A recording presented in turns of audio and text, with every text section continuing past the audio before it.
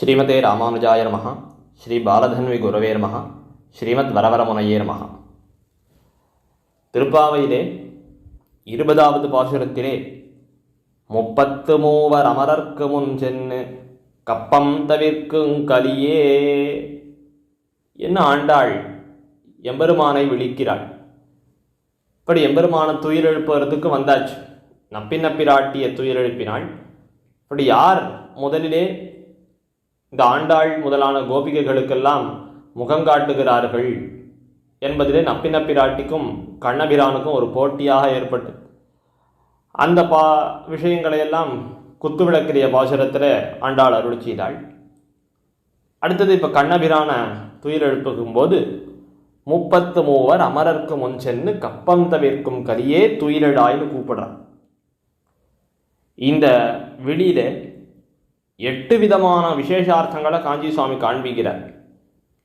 33 அப்படின்னா 33 அமரர்கள், இப்படி 33 கோடி தேவர்களை சொன்ன வார்த்தை. 33 கோடி தேவர்கள்னா 33ன்னு சொல்லிட்டாருன்னா தேவர்கள் 33 பேர் தானா அப்படின்னு கேட்கக்கூடாது. அப்போ 33 கோடி பேர்னா 33 கோடி பேர் 33 crores தானா அப்படின்னு கேட்கக்கூடாது. 33 பேர் இருக்கிறார்கள். அந்த 33 விதமான தேவதைகள், அப்படிப்பட்ட தேவதைகளை சொல்லிட்டதுனாலே நீ அவர்களுக்கெல்லாம் முன் சென்று கப்பந்தவிற்கும் கலியே, அவர்களுக்கெல்லாம் ஆபத்தை போக்குறவனாச்சே நீ. இப்படி தேவர்களை மட்டும்தான் ரட்சிப்பையா? 33 ஏன் இந்த இடத்த எண்ணிக்கை ஆண்டாள் சொல்றானா? அப்போ 33 கோடி பேரைத்தான் நான் ரட்சிப்பேன் அப்படின்னு தானே உன்னுடைய திருவுள்ளம். அதை விட சின்ன தொகையா இருக்கக்கூடிய 5 லட்சம் குடிப்பெண்களான அடியோங்களெல்லாம் ரட்சிக்க மாட்டேன்னு திருவுள்ளமா அப்படின்னு ஆண்டாள் எம்பெருமானை குறித்து கேட்குறான். 5 லட்சம் குடிப்பெண்கள்லாம் இப்போ மறுபடியும் ஒரு விஷயம்.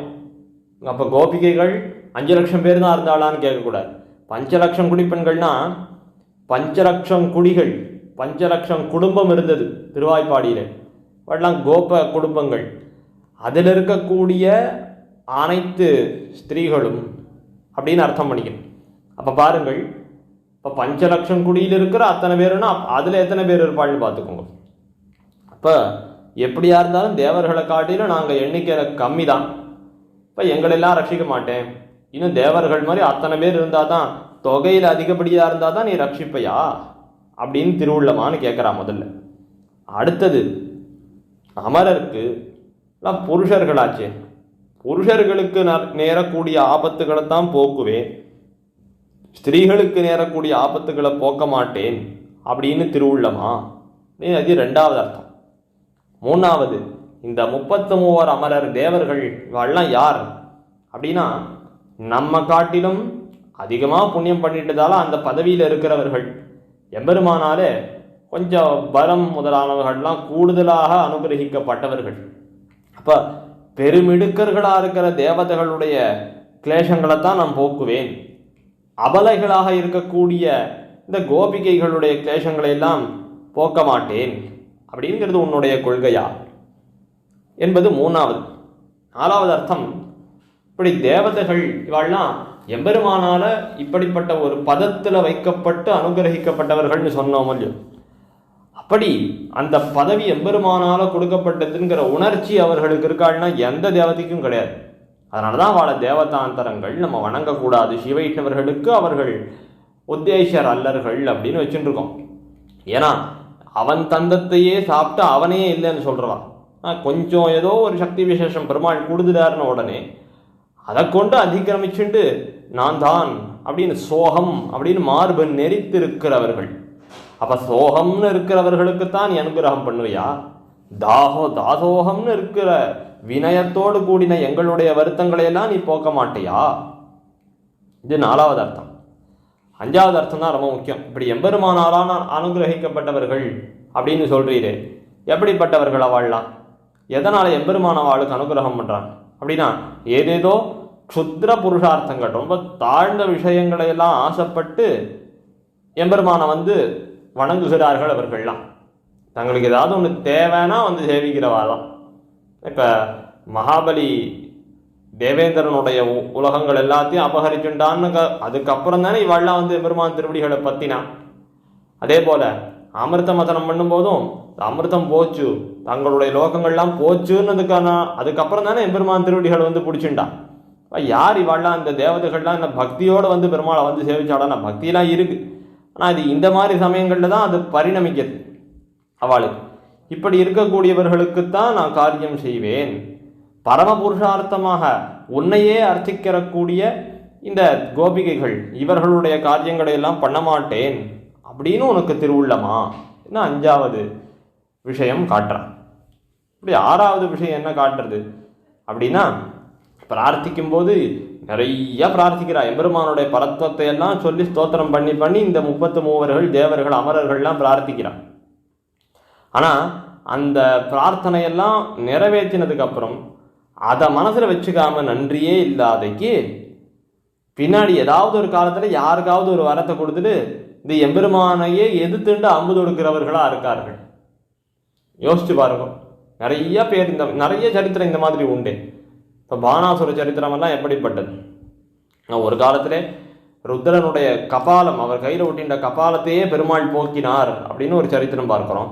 பானாசுரனுக்கு கொடுத்த வாக்குக்காக கண்ணபிரானை எதிர்த்து சண்டை போட்டாரோ இல்லையோ. இப்படி இருக்கக்கூடிய தேவதைகளுக்கு தான் நீ காரியம் செய்வையா? நாங்கள்லாம் எப்படிப்பட்டவர்கள் அப்படின்னா, உன்னையே சாதனமாக பத்தினோம், உன்னையே சாத்தியமாக கை புகுந்தபடியை அனுசந்தித்தோம்.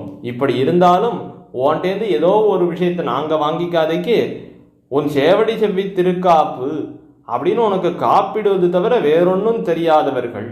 இப்போ எங்களுக்கெல்லாம் நீ முகம் காட்ட வேணுமே, இப்படி எங்களுக்கெல்லாம் அனுகிரகம் பண்ண மாட்டேன்னு திருவுள்ளமா? 6வது விஷயம்.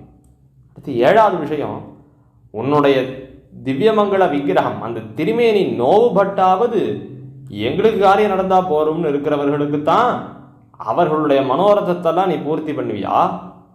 அல்லது உன் திருமேனிக்கு பல்லாண்டு பாடுறதையே கைங்கரியமா நடத்தின்னு இருக்கிற அடியோங்களுடைய மனோரத பூர்த்தியை பண்ணுவியா? இது 7வது அர்த்தம். அடுத்து 8வது அர்த்தம், இப்படி இந்த சரீரத்தை பத்தின ஆபத்தையே போக்கணும்னு வந்து பிரார்த்திக்கிறாளே, அவளுடைய திருவுள்ளத்தை அவளுடைய அந்த காரியத்தை தான் நீ செய்வையா? இந்த ஆத்மாவானது உனக்கே தவன்னு இருக்கோமே, உனக்குன்னு இருக்கோம் இல்லையோ, அப்படி இருக்கக்கூடிய எங்களுடைய காரியம் செய்வியா? இது 33 அமரருக்கு முன் சென்னு கப்பம் தவிர்க்கும் கலியேங்கிறதுக்கு இத்தனை விஷயங்கள் காட்டுறார் காஞ்சி சுவாமி. பெரியவா தமிழ் வியாக்கியானத்துலையும் இது ரொம்ப ஆச்சரியமா பார்க்கலாம். அமரருக்கு முன் சென்று, அமரருக்குன்னு ஏன் ஆண்டாள் சொல்றா அப்படின்னா, வாழ்னா ஏற்கனவே அவளுக்கு மரணமே கிடையாது. ஆனால் நமக்கு இந்த தேகம் மரணம் இல்லை, கொஞ்சம் நம்ம சப்தாதி விஷயங்களில் ஈடுபட்டு அதோடே போயிட்டோம்னா ஆத்மாவே நாசம் அடைஞ்சிடுமே. இப்படி அந்த மரணம்ங்கிற ஒரு கான்செப்டே இல்லாதவாளுக்கு நீ முன் சென்று கப்பந்தவிர்க்கிறியே. இப்போ இந்த ஆத்மாவானது உன்னையே வந்து சேர வேண்டியது, உன்னுடையதுன்னு இருக்கக்கூடிய எங்களுக்கெல்லாம் காரியம் செய்யலாகாதா அப்படின்னு ஆண்டாள் கேட்கிறாள். முன் சென்று அப்படின்னு சொல்லிட்டதுனாலே இப்படி அவளுக்கெல்லாம் நீயே முன்னாடி போய் உன்னுடைய அனுகிரகத்தை பொழிஞ்சியே. இன்னைக்கு அடியோங்கள்லாம் உன்னுடைய அந்த பவனம் பெருமானுடைய திருமாளிகை வடபெருங்கோயிலுடையானுடைய சந்நிதி அந்த வாசல்ல வந்து நிற்கிறோமே நாங்கள்லாம். இப்போ எங்களுக்கெல்லாம் நீ முன் வந்து கப்பந்தவிர்க்க வேண்டாமோ, எங்களுக்கெல்லாம் வந்து அனுகிரகம் பண்ண வேண்டாமோ, நாங்கள் என்ன எதுக்காக வந்திருக்கோம்னு எங்களை எல்லாம் விசாரிக்க வேண்டாமோ அப்படின்னு ஆண்டாள் எம்பெருமான இடத்துல பிரார்த்திக்கிறாள். என்ன இப்பாசுரத்திலே இந்த முதல் விஷயம், இந்த முதல் வெளியிலே இத்தனை அர்த்த விசேஷங்கள் நமக்கு ஆச்சரியமாக காண கிடைக்கிறது. அடுத்து 21வது பாசுரம். அந்த பாசுரத்தின் விசேஷார்த்தங்களை நாளை தினம் நாம் அனுபவிப்போம். 33 அமரர்க்கு முன் சென்னு கப்பம் தவிர்க்கும் கலியே துயிலடாய் செப்பமுடையாய் திரருடையாய் செத்தார்க்கு வெப்பம் கொடுக்கும் விமலா துயிலடாய் செப்பன்ன மென்முலை செவ்வாய் சிறுமருங்குல் நப்பின்னை நங்காய் திருவே துயிலடாய் ஊக்கமும் தட்டொழியும் தந்துன் மொனாளனை இப்போதே எம்மை நீராட்டேலோரெம்பாவாய். ஆழ்வார் திருவடிகளே சரணம், ஆண்டாள் திருவடிகளே சரணம், எம்பெருமானார் திருவடிகளே சரணம், ஜீயர் திருவடிகளே சரணம்.